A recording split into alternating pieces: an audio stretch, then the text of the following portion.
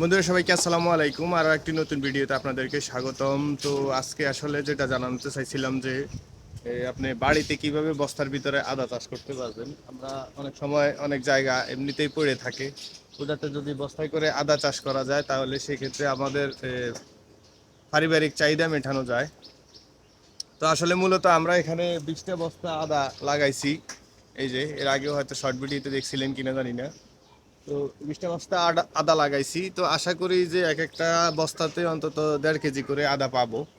তো আসলে আজকে আপনাদেরকে জানানোর চেষ্টা করব যে কিভাবে আমরা আদাটা লাগাইছি, তো যাতে আপনিও অন্তত বস্তার ভিতরে আদা লাগিয়ে আপনার পারিবারিক চাহিদা মেটাতে পারেন।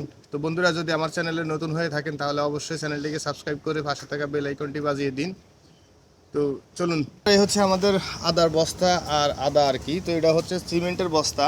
এই বস্তাতে আমরা প্রত্যেকটা বস্তাতে কি পরিমাণ সার মিশাইছি, কি পরিমাণ গোবর মিশাইছি, সেটাই আজকে আপনাদেরকে জানানোর চেষ্টা করব। তো ভিডিওটা শুরু থেকে শেষ পর্যন্ত দেখবেন আশা করি। এই যে দেখেন, গাছগুলো খুব সুন্দর হয়েছে। এখানে কিন্তু রোদ লাগে না, ছায়া। আপনি ইচ্ছে করলে ছায়া গাছের নিচে বা যেখানে আপনার পরিত্যক্ত জায়গা আছে, কোনো কাজে লাগে না, বা বাঁশঝাড়ের নিচেও আপনি লাগাইতে পারেন আদা।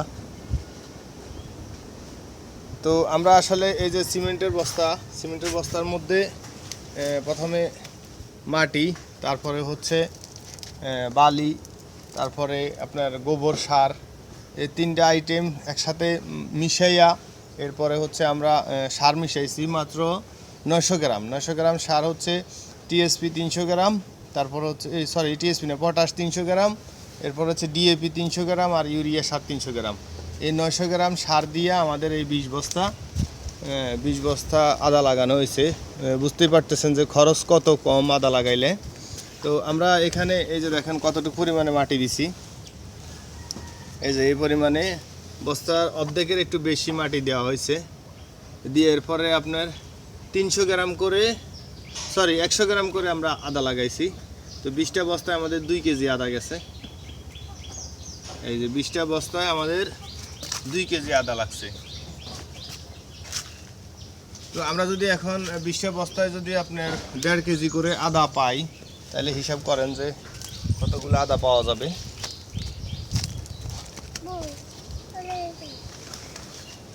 এই যে আদার অবস্থা। তো আমরা এটা লাগাইছি মাত্র মনে হয় 3 মাসের মতো হয়েছে। আরও মিনিমাম 2 মাস 2.5 মাস পর আমরা এই আদাগুলো মানে তুলবো। তো আশা করি এখনই হয়তোবা বস্তাতে 1 কেজির উপরে আদা আছে।